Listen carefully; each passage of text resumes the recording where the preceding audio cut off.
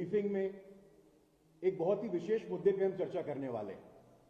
पश्चिम बंगाल में लेटर का खेल हो रहा है। एक पूर्णतः कॉन्स्टिट्यूशनल प्रोसेस, एक संवैधानिक प्रक्रिया पे संदेह प्रकट किया जा रहा है। अभी कुछ ही दिनों पहले हमने देखा बिहार में जो हश्र इंडी अलायंस का हुआ है, वो विनम्रता के साथ अपने पराजय को स्वीकार नहीं कर रहे हैं। मुझे स्वर्गीय अटल बिहारी वाजपेयी जी की वो पंक्तियां स्मरण आ रही हैं, जब वो कहते थे, हम विजयी हुए, हमें विनम्रता है, पराजय में आत्ममंथन होना चाहिए। लेकिन बड़ी विचित्र बात है, सुप्रीम कोर्ट ने एक बार नहीं कई बार ये कहा है एसआईआर के संदर्भ में, SIR is a clear process, SIR is a historical process, SIR is a constitutional process. एक स्पष्ट प्रक्रिया है, एक ऐतिहासिक प्रक्रिया है, एक संवैधानिक प्रक्रिया है। सुप्रीम कोर्ट के शब्द हैं, मैं शब्दशः बोलना चाहता हूं, SIR is the prerogative of the Election Commission of India as per the Article 324, 325 of the Constitution. SIR एक संविधान प्रदत्त प्रक्रिया है अनुच्छेद 324, 325 और 326 के अंतर्गत। लेकिन उसके बावजूद जिस प्रकार का माहौल और जिस प्रकार का एक वातावरण बनने का प्रयास हो रहा है, यह बहुत दुखद है, दुर्भाग्यपूर्ण है, संवैधानिक मर्यादा, संवैधानिक नैतिकता के विरोध में है। It is against the spirit of constitution. It is against the spirit of constitutional morality as well. बहुत मन में पीड़ा होती है जब संविधान की बात करने वाले, बाबा साहेब अंबेडकर के संकल्प के संविधान की पूजा करने वाले, मुझे समझ में नहीं आता है, आप संविधान के नाम पे राजनीति जरूर करते हैं, लेकिन जब आवश्यकता पड़ती है तो अपने राजनीति के हिसाब से उस संविधान का अपमान करते हैं। यह बहुत पीड़ा का विषय है साथियों। जिस प्रकार से पश्चिम बंगाल में पश्चिम बंगाल की मुख्यमंत्री ममता बनर्जी इस पूरे के पूरे प्रोसेस को एक संदेह के घेरे में खड़ा करने का प्रयास कर रही हैं। हम जानते हैं बीएलओस कौन होते हैं, स्टेट गवर्नमेंट के एम्प्लॉइज। उनको लगातार धमकी दिया जा रहा है कि आप चुनाव आयोग के डायरेक्टिव्स को, चुनाव आयोग के निर्देशों को मत मानो। टीएमसी के गुंडों के द्वारा, सत्ता संपोषित अपराधियों के द्वारा किसी भी सरकारी कर्मचारी को यदि यह बोला जाएगा तो आप कल्पना करके देखिए उसकी मानसिक स्थिति क्या होगी। क्या वो संवैधानिक काम अपना कर पाएगा? लगातार ऐसी खबरें आ रही हैं कि पश्चिम बंगाल में सरकार के द्वारा पोषित आपराधिक तत्व, गुंडों के द्वारा बीएलओस को धमकाया जा रहा है, डराया जा रहा है। और जब ऐसा होता है पश्चिम बंगाल में तो हम जानते हैं, हम भूले नहीं है वो चुनाव। पिछले चुनाव में जिस प्रकार से खेला होबे के नाम पे हिंसा का तांडव पश्चिम बंगाल की सड़कों पे हुआ था। संदेश खली में टीएमसी के गुंडों के द्वारा दलित समाज की महिलाओं संस्थागत रेप, संस्थागत हत्या, वो स्मरण आज भी जीवित है। पुनः ममता बनर्जी अपने टीएमसी के गुंडों के द्वारा एक संवैधानिक प्रक्रिया में व्यवधान डाल करके क्या वो दिन वापस लाना चाहती है। लेकिन हम बताना चाहते हैं, पूरा देश चुनाव आयोग के साथ, संविधान के साथ, बाबा साहब अंबेडकर के साथ मजबूती से खड़ा है। चिट्ठी लिखा ममता दीदी ने और यह कहा, एसआईआर पे संदेह प्रकट किया। मैं बताना चाहता हूं आपको कोई नैतिक अधिकार नहीं है चुनाव आयोग पर टिप्पणी करने का। हम भूले नहीं है वो दिन, नवीन चावला जो unfit to hold any public office, Shah commission ने कहा था कि Naveen Chawla is unfit to hold any public office. खुद को इंदिरा गांधी के तीसरे स्वघोषित पुत्र बताने वाले 2009 के आम चुनाव के पहले उनको मुख्य चुनाव आयुक्त बना दिया जाता है। ऐसे तमाम उदाहरण हमारे पास हैं।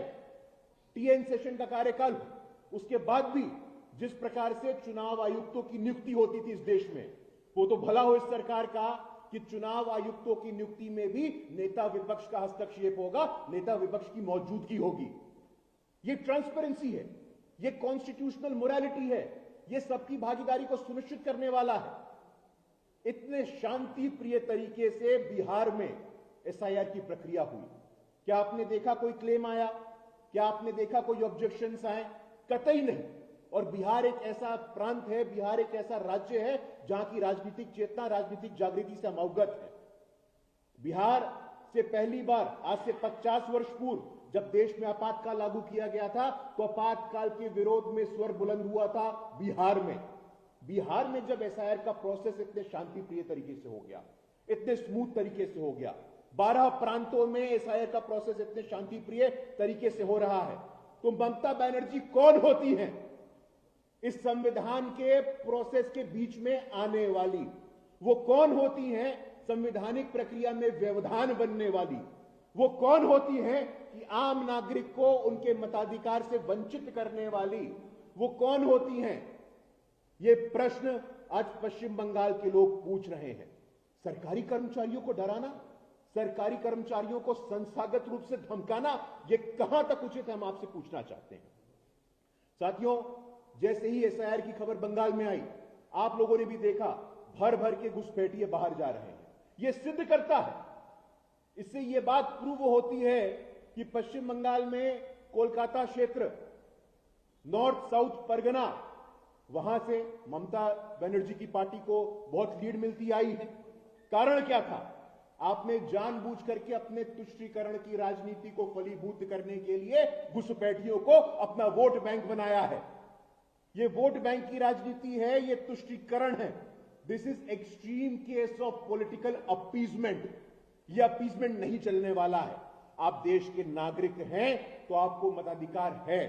किसी भी घुसपैठिए को, क्योंकि आपके पॉलिटिकल नैरेटिव को यह सूट करता है, इस आधार पे आपका नाम आ जाएगा, यह नहीं चलने वाला है। संविधान की अपनी अनुशंसा होती है, संविधान के अपने प्रावधान होते हैं, संविधान का अपना भाव होता है, संविधान की अपनी प्रक्रियाएं होती हैं। And no one is above the rule of law, no one is above the constitution of India. अगर ममता बनर्जी को ऐसा लगता है कि वो अपने आप को संविधान के ऊपर समझती हैं, वो अपने आप को रूल ऑफ लॉ से ऊपर समझती हैं, ऐसा कतई नहीं होने वाला है। देश की जनता जिस प्रकार से बिहार में यह सिद्ध हुआ कि वो मजबूती से संविधान के साथ खड़ी है, वो मजबूती से चुनाव आयोग के साथ खड़ी है, उसी प्रकार पश्चिम बंगाल में भी हम आपके माध्यम से चुनाव आयोग से आग्रह करना चाहते हैं कि संविधान का उल्लंघन, संवैधानिक मर्यादा का उल्लंघन किसी कीमत पे बर्दाश्त नहीं किया जाएगा। एसआईआर की प्रोसेस को, उस प्रोसेस में कोई व्यवधान नहीं, ये आप सुनिश्चित करें। यदि जरूरत लगे तो एक्स्ट्रा फोर्सेस को डिप्लॉय करें, यदि जरूरत लगे तो अपनी प्रशासनिक मशीनरी को और दुरुस्त करें, लेकिन जो अधिकार देश के लोगों का है, यह तुष्टीकरण की भेंट ना चढ़े, यह सुनिश्चित करना हमारा काम है। पश्चिम बंगाल की सरकार, टीएमसी की सरकार, ममता बनर्जी की सरकार, उसने लगातार पश्चिम बंगाल के दलित, वंचित, शोषित और पीड़ित लोगों का उत्पीड़न किया है। हम उनके साथ खड़े हैं, हम पश्चिम बंगाल के साथ खड़े हैं, हम बाबा साहेब अंबेडकर के संकल्प के साथ खड़े हैं, हम संविधान के साथ खड़े हैं। किसी भी कीमत पे मैं पूरी आत्मविश्वास के साथ ये कहना चाहता हूं कि संवैधानिक शुचिता, संवैधानिक मर्यादा तार तार ना हो। 12 प्रांतों में जिस प्रकार एसआईआर की प्रक्रिया चल रही है, उसी प्रकार से सुप्रीम कोर्ट ने सुनिश्चित किया है, संवैधानिक मशीनरी ने सुनिश्चित किया है, पश्चिम बंगाल में भी इस प्रक्रिया में कोई व्यवधान नहीं आएगा। No one is above the rule of law, no one is above the constitution of India, and the election commission of India must ensure that this process is conducted in a smooth and transparent manner like it was done in Bihar and like it is being done in 12 other states. किसी भ्रम में किसी को रहने की आवश्यकता नहीं है। यदि ममता बनर्जी को यह लगता है कि अपने गुंडों के माध्यम से वो संवैधानिक प्रक्रिया को तार तार करेंगी और मर्यादित करेंगी, तो आई एम सॉरी, क्षमा चाहता हूं, यहां ऐसा नहीं चलेगा। आपका जंगल राज, आपका हिंसा का रिकॉर्ड हमने देखा है। एसआईआर को लेकर के आम जनता के मन में सहमति है। यह प्रक्रिया कोई आज की नहीं है। 1952 से लेकर के 1966 में समय समय पर यह प्रक्रिया हुई है, कोई पहली बार हो रहा है ऐसा नहीं है। मतदाता सूची का शुद्धिकरण है, यह चुनावों के पक्ष में है, यह संविधान के पक्ष में है, लेकिन इस प्रकार से प्रक्रिया के साथ कोई खिलवाड़ ना हो। और Bharatiya Janata Party as a hardcore democrat, as a hardcore constitutionalist, we will ensure, हम हर कीमत पे इसको सुनिश्चित करेंगे और प्रयास करेंगे जो ऐसे तत्व हैं, जो ममता बनर्जी के पार्टी में संस्थागत ऐसे आपराधिक और गुंडे तत्व हैं, वो इसके आड़े ना आए। मजबूती से हम संविधान, संवैधानिक संस्थानों के साथ खड़े हैं।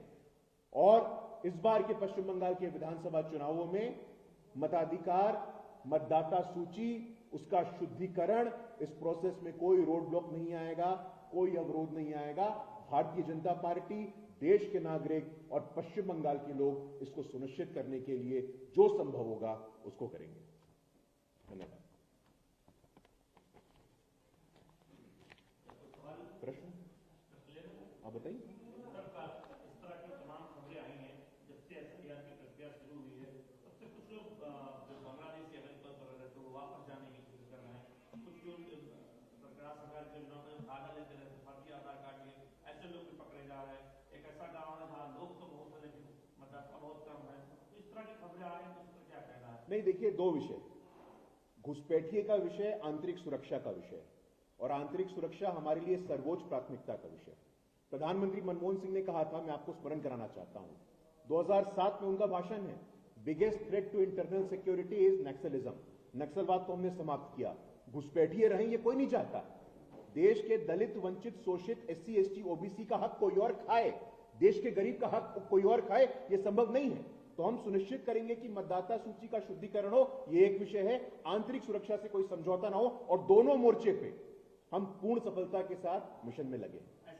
ऐसे बीजेपी आरोप लगा रहे, आपने कहा कि ममता बनर्जी की पार्टी कोशिश कर रही है कि एसआईआर की प्रक्रिया बाधित हो, तो फिर अगर आगे इस तरह की खबरें आती हैं तो बीजेपी की क्या रणनीति होगी? नहीं, देखिए, चुनाव आयोग अपने स्वायत्ता और अपने स्वतंत्रता के साथ काम करे। हम संवैधानिक मशीनरी के साथ खड़े हैं, और संवैधानिक मशीनरी के साथ, संवैधानिक मर्यादा के साथ, संवैधानिक भाव के साथ यदि कोई खिलवाड़ होगा तो उसके विरोध हम अपने स्वर को बुलंद करने का काम करेंगे। अगर हम बात करें, जिससे 25 तारीख को राम मंदिर में कार्यक्रम है, कई राजनीतिक पार्टियां हैं वो इसे राजनीतिक मुद्दा बना रही है। बीजेपी राम मंदिर को, राम मंदिर आंदोलन को राजनीतिक मुद्दा मानती है, सामाजिक क्या कैसे देखती है? नहीं, देखिए, देश का मुद्दा है और कोई आज का मुद्दा नहीं है। ये संकल्प हमारा बहुत पुराना है, और जो लोग इसके विरोध में बोलते हैं, मैं उनको बोलना चाहता हूं, जब श्री राम जन्मभूमि तीर्थ क्षेत्र न्यास का शिलान्यास हो रहा था तो पहली ईंट किसने रखी थी? बिहार से आने वाले दलित समाज के कामेश्वर चौपाल जी ने। जब श्री राम जन्मभूमि तीर्थ क्षेत्र न्यास का निर्माण हुआ तो परमानेंट ट्रस्टी कौन था? वही दलित समाज से आने वाले कामेश्वर चौपाल जी। तो प्रश्न ही नहीं खड़ा होता है। जो बात करते हैं वंचितों की हक की, जो बात करते हैं पीडीए की, वो पीडीए के हितों के खिलाफ में काम कर रहे हैं। तो मुझे नहीं लगता कोई प्रमाण पत्र हमें देगा राम मंदिर जैसे विषय पे, जो हमारे हृदय से जुड़ा मुद्दा है, जो सनातन और संस्कृति से जुड़ा मुद्दा है।